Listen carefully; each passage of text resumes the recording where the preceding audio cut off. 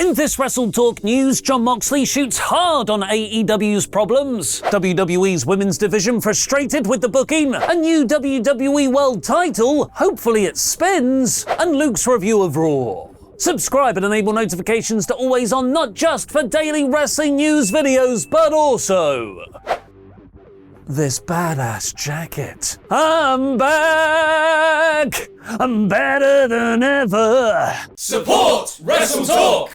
Over the last several weeks, it seems CM Punk was angling for a return to AEW. His Instagram showed him training again. He was listening to songs about forgiveness. And Fightful reported there had been productive progression between Punk and AEW president Tony Khan. Everything was going to be all elite again. Oh, just one more thing. Dave Meltzer posted on the Wrestling Observer board that Punk had been difficult to work with ahead of his return from an injury match against Jon Moxley last summer. Nice one, Dave Meltzer! Which unleashed what meteorologists call an absolute storm of shit.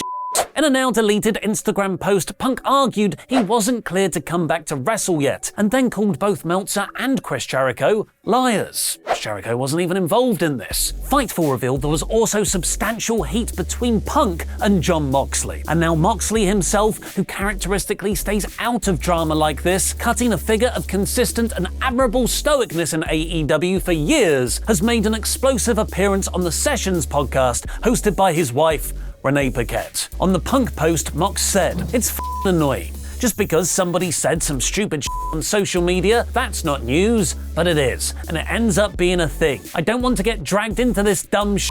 I could f***ing unload on a lot of f***ing people right now, and when I start getting dragged into this shit, it tempts me to do that, but I'm not going to f***ing sink to that level." He revealed that he wasn't actually under AEW contract last summer, and that he could have walked into SummerSlam that night with the AEW belt if I had been so inclined. Because he wasn't actually under contract, he said he didn't have to be so accommodating to Punk on his return. But he ended up bending over backwards for Tony and for this dude and for the company. Wrapping up, he had some strong words against all of AEW. "I will say this, and I hate to say, I don't think I've ever said anything remotely negative about AEW, but I will say this. As an observer, it seems like I spent 8 years on the indies, did a couple of years in developmental, did 8 years in WWE. I have never seen so much bullshit drama in one place in my entire life." Jon has recently turned heel with the Blackpool Combat Club though, so I'm sure this is just a work. Yeah, it's just all part of a storyline. WrestleMania 39 isn't just going full Hollywood, it's also gone full Hunter. Never go full Hunter.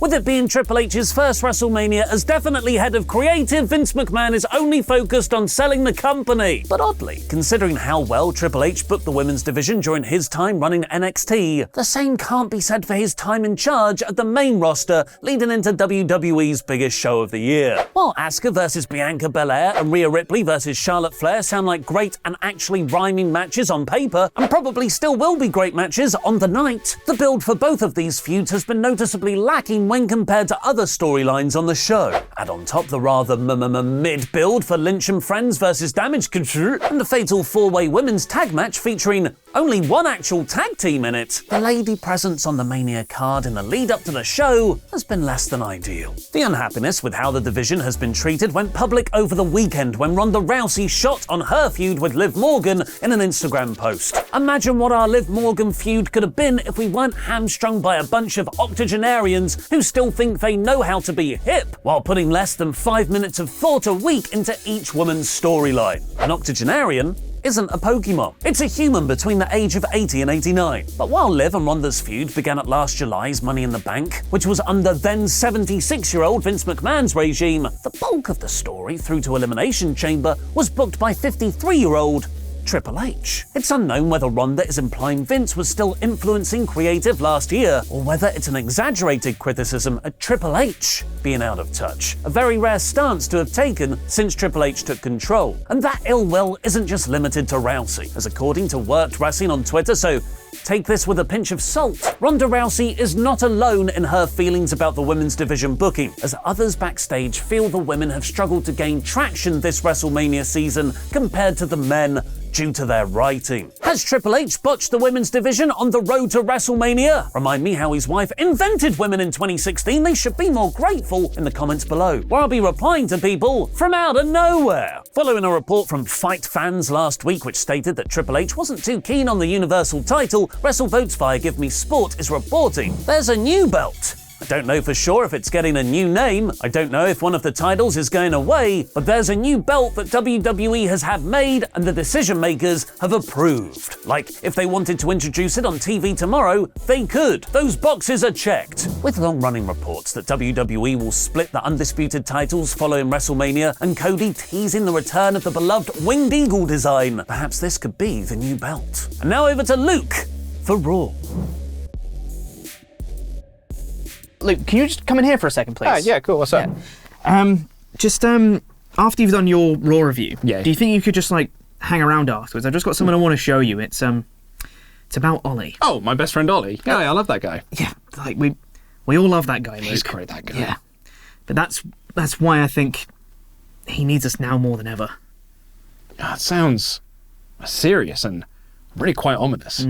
It feels like the sort of thing we should discuss right this second. But I do have to review Raw. Yeah. And now it's time for my review of Monday Night Raw, aka the WrestleMania Backlash Raw before WrestleMania Monday Night Raw. In about 5 minutes. The show kicked off with Miz TV hosting Becky Lynch, Trish Stratus, and Lita to run down their WrestleMania opponents. I don't know why Miz was there, other than for Becky to try and bring back the tiny balls gimmick from last year. Are we sure Vince isn't back? And Damage Control came out with Bayley running down her WrestleMania opponents before Becky ran down her WrestleMania opponents some more to set up a match with one of her WrestleMania opponents in Io Sky. This was an effective segment in building up their WrestleMania match, and Becky's fired up promo about Bayley holding back Dakota Kai and Io Sky was superb because, well, a lot of it is true. And then she had a banger of a match with Io Sky, which only further highlights just how the women's division has been a bit undercooked in the Triple H era. We could get matches and feuds like this all the time, but we don't. But on the positive side of things, this is a great time to be a wrestling fan because we're able to have Becky Lynch and Io Sky have an awesome match on TV for free. Amazing scenes. Becky won with the manhandle slam, and I think she's won basically every match she's had with Damage Control, so I'm ready for her to do anything else. And speaking of the women's division lacking direction, we didn't have a physical presence on the show for Bianca Belair versus Asuka. Instead, just a video package that told us that NXT Asuka was great. It was a typically brilliant WWE video, accentuating the positives and hiding all of their terrible booking along the way. But this feud needed something more. Or maybe it doesn't, because the match is going to rule this weekend regardless. Seth Rollins stomped Mustafa Ali into the earth to win their short match, and then he told the WWE crowd that it's Logan Paul's birthday this weekend, so they're all going to sing him a song at WrestleMania. In case anyone wasn't sure what the lyrics were, it's Seth's theme, so just listen to that. Omos and Brock Lesnar didn't so much have a weigh-in and more of a light scuffle. Brock attacked Omos before he was weighed, but couldn't knock him off his feet, and once again, Omos stood tall. So we found out how much Omos weighed, but how much does this guy weigh? Austin Theory cut a promo inside the Thunderdome. And Finn Balor cut a very silly promo that felt so out of his Judgment Day character that said the Demon will be back this weekend. The women's build continued to underwhelm, as Charlotte Flair got a video package ahead of her match with Rhea Ripley, and Ripley cut a heavily scripted promo that did little to hype their match this weekend. But, like Belair and Asuka, this will be an excellent match, and sometimes that is all that matters. And that was certainly the case about our next match. The Tag Team 4-Way Showcase match is an Andre the Giant Memorial Battle Royal with just a different name. They've rebadged it, you fool! It's a match equivalent of Ollie and I saying, "Enjoy nice catering on the 3 count," but that doesn't matter, because Street Profits teamed with Braun Strowman and Ricochet to take on Alpha Academy and Viking Raiders, and it was so great! This was so much fun. Chad Gable worked with Angelo Dawkins, and it was awesome. Chad Gable worked with Montez Ford, and it was awesome. Chad Gable worked with Ricochet, and it was awesome. I'm starting to think this Chad Gable fella might be a bit awesome. Everyone got in to do big spots and hit big moves, and the crowd lapped up everything. Nom nom nom nom nom nom nom nom nom. The good guys got the win when Ford did a spinning frog splash over Braun's head onto one of the Raiders. It was brilliant fun, and that 4-Way Mania is gonna slap real hard. Same cannot be said for the women's showcase tag match, though. Chelsea Green found a new tag partner this week in Sonya Deville because, well, we don't know where Carmella is, and there's no battle royal for Sonya to be in, I guess. They did a lazy story beat about Deville running Raw better than Adam Pearce, but it didn't make anyone care, because they then beat Candice LeRae and Mia Yim to abject silence. This silence was deafening and should be studied when talking about how lackluster the women's division has been under Trips. But never mind that shit. Here comes Judgment Day. Green and Deville didn't even get a chance to celebrate their win as Damian Priest made his entrance for a match with Rey Mysterio. Dom Dom cut a fantastic promo on his dad, saying that he's such a low-life father that he hid his own son, and he even wished that Eddie was his real dad. The match with Priest and Mysterio, Rey that is, was also great, and Dom ran in to cause a DQ when his dad was all set up to win. Brilliant stuff all around, and the heat for Dom was insane. Legado del Fantasma ran down to make the save as Dom and Priest continued to beat up Rey. Brand splits LOL. There was some comedy backstage about the Andre the Giant Memorial Battle Royal with the Good Brothers actually making it onto TV for a change. And yeah, it really does look like we are not getting Bobby versus Bray anymore. Kevin Owens and Sami Zayn cut a promo on the Usos, and Gunther quickly beat Dolph Ziggler. Just end this brand split because this is a way better use of Raw's 3 hours. And the main event saw Cody Rhodes pin the previously undefeated Solo Sikoa. Now, here's something I said on the Raw review over on WrestleTalk podcast 3 weeks ago. I am not saying I want this to happen. And by saying this, I'm not putting it out into the world. Cody beats him in the lead up to Mania. Don't do that, Luke. He's the Wardlow in the MJF feud. No. Look, I'm not saying I'm some wrestling Nostradamus. I'm not even saying that I correctly predicted that because I've been a wrestling fan for over 20 years and of course that was going to happen. I predicted it because it was Cody Rhodes. And of course Cody Rhodes was going to pin Solo Sikoa on the road to WrestleMania. And that's exactly what should have happened. This is why you build and protect your top heel's bodyguards, because it means so much more when the top babyface beats them before getting to the top heel for the title. It was a perfect use of Cody Rhodes, it was a perfect use of Solo Sikoa, and it was the perfect build for the Mania match. Plus, it furthers the Solo character and his interactions with Roman. Solo wasn't ready. Cody was right, and Roman stopped him from attacking Cody last week because he knew he was right. It was a superb final stop before their other final stop this Friday before WrestleMania, and I loved it. And this was a very good go-home show. Pretty much every segment either built, furthered, or, in the case of the women's tag match, added to WrestleMania matches. It was also a show that was missing a lot of the big stars in the big high-profile matches. There was no Logan Paul, there was no John Cena, there was no Roman Reigns, there wasn't even an Asuka, a Bianca Belair, a Charlotte Flair, but it still got me hyped for WrestleMania, and that's the show's job. This week's episode is 4 out of 5. A brand new episode of Monday Night War went up yesterday. Pete, man, what are you doing? I'm trying to do the outro here. I'm trying to plug our show. Yeah, we wanted to talk about the stuff with Ollie, like the stuff I spoke about earlier. Right, yeah, the ominous stuff you were talking about earlier. Yeah, we did say, I of course I remember that. Yeah. Literally 5 minutes ago. Yeah, no, I remember. Yeah. Anyway, what's up? Well, you know how ever since the update video, Ollie's been scribbling in that journal all the time, and he's been talking under his breath and things like that. Yeah, he sure does love that journal. He really, really does. Well, journal. I took the journal from him. Pete! That is a gross invasion of privacy. I may have to talk to HR. What did they say?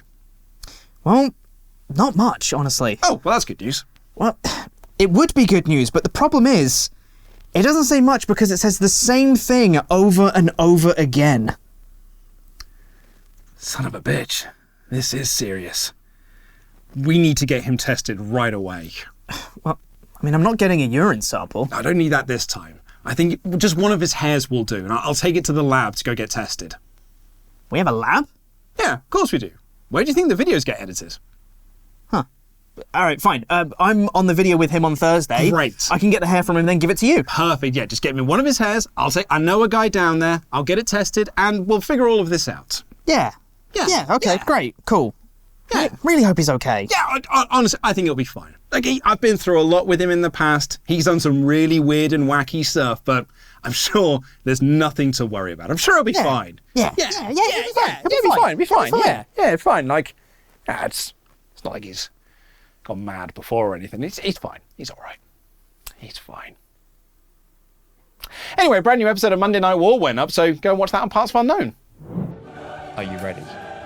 Okay.